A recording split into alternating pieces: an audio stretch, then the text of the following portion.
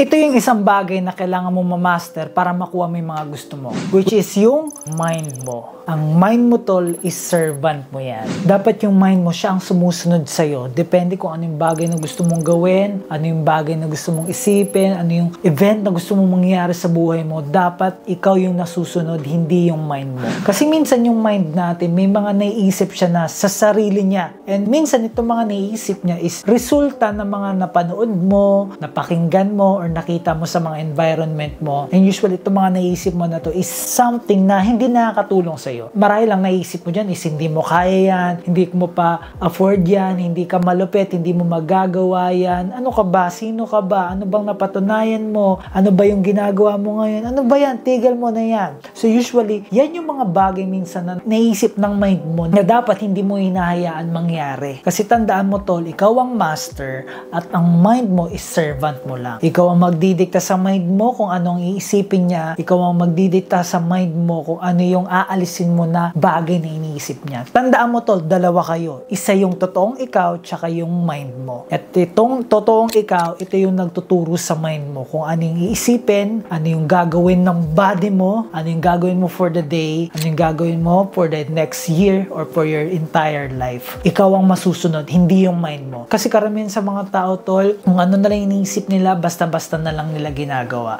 In short, hindi nila iniisip yung iniisip nila. Ano ba tong iniisip ko? Tama ba to? Saan ba nanggaling tong iniisip ko? Sino ba nagturo sa akin neto? Saan ko ba to nabasa? Kanino ko ba to napakinggan? Kaninong vlogger ko ba to narinig? Ba't ito ba yung alam ko? Kailangan mong isipin yung iniisip mo kasi dito tayo nagkakaproblema. Basta lang tayo tanggap ng tanggap. Hindi natin hinihimay yung mga information na nakikita natin sa paligid. And ito, tol, wala kang pipiliin. Kahit sino pa yan. Manggaling man yung information sa kaibigan mo, sa partner mo, sa parents mo, sa teacher mo, sa prof mo, sa boss mo, kahit sino pa yan. Bawat information na naririnig mo or nababasa mo, kailangan mong i-double check. Tama ba to? Kahit sa akin, kahit itong sinasabi ko ngayon, kailangan mo rin isipin, tama itong sinasabi ng JC Styles na to. Kailangan mong isipin. Kasi kung gusto mong mag-improve at makuha yung bagay na gusto mo, kailangan nag-iisip ka. At itong isip na tinutukoy, kailangan malalim yung pag-iisip mo. Kailangan ina-analyze mo yung mga bagay na iniisip mo. Kailangan para kang gwardya na nandyan sa mind mo. Kailangan binabantayan mo kung ano yung pumapasok sa mind mo. Anong mga images, anong mga beliefs, anong mga sayings, anong mga filosofiya ang pumapasok sa mind mo, kailangan bantayan mo. At i-make sure mo yung mga pinapasok mo lang sa mind mo is something na makakatulong sa'yo. Hindi yung makakapag-down sa'yo, hindi makakapag-demotivate sa'yo, hindi yung makakasira ng buhay mo.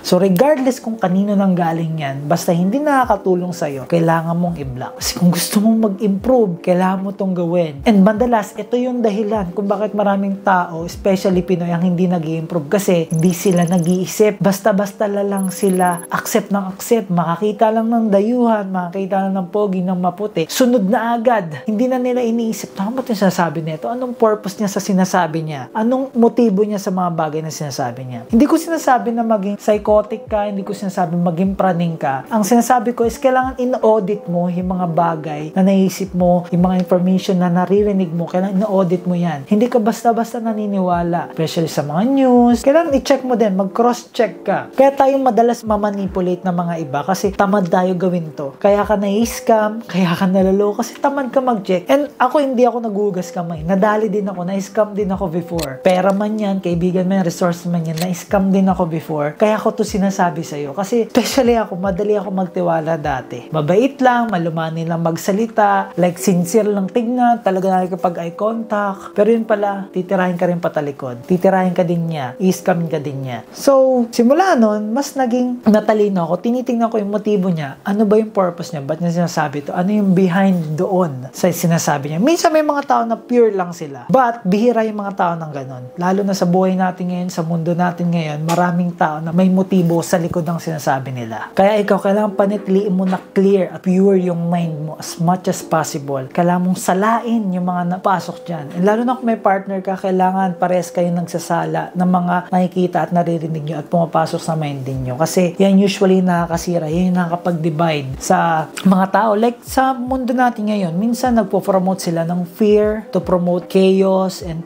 to divide us. Kumbaga nilalaro nila tayo sa mind. Ang tawag dyan psy-war or psychological war. Kaya ikaw, be calm, don't panic, rest ka lang, still ka lang, and tingnan mo yung mind mo, basahin mo. Kumbaga, diba, ito yung mind mo, umalis ka, lawakan mo yung tingin. Ano ba yung iniisip ng mind ko? Tama ba tong iniisip niya? Nakakatulong ba to sa akin? Kaya dapat, ikaw mismo, alam mo lang yung mga bagay na gusto mong isipin. Alam mo lang yung mga bagay na makakatulong sa'yo. Kaya, lagi kong sinasabi tol, mag-research, magbasa, makinig, mag-explore, and makinig ka sa mga tao na ginawa or nagawa na yung mga bagay na gusto mong gawin. And itong bagay na to tol, hindi mo lang to gagawin for ngayon, or for this month, for this year. Ginagawa mo to tol, forever. Forever mong wini-workout yung mind mo. Kumbaga kung nag-gym ka para sa muscle mo, diba? Continuous mo yung ginagawa. 3 times a week, 4 times a week. Ito tol, everyday mong gagawin. Continuous mong wini-work yung mind mo. At mapapansin mo, mas dumadali yung buhay mo, mas nakukuha mo agad yung mga bagay na gusto mo, mas napapasunod mo yung mga tao sa paligid mo. At kung bata ka pa lang ngayon, teenager ka pa lang, mapapansin mo, mas magiging advance ka sa mga taong nauna sa'yo. Baka mas maging advance ka pa sa akin, mas maging advance ka pa soon sa mga magiging mentors mo or sa magiging friends mo kasi wina-workout mo yung mind mo. Marami tol, hindi sila nag-iisip kaya sila naiisahan at kaya hindi sila nag-i-improve kasi hindi sila nag-iisip, hindi nila na-master yung mind nila. Maraming tao tol, hindi na nakawala dun sa estado nila ngayon kasi natatalo sila ng mind nila. Dito pa lang talo na sila kaya sa labas wala na sila magawa. Stuck na sila, depressed na sila, wala na silang magagawa. So kailangan mong ma-master yung mind mo kung gusto mong makuha yung mga bagay na gusto mo.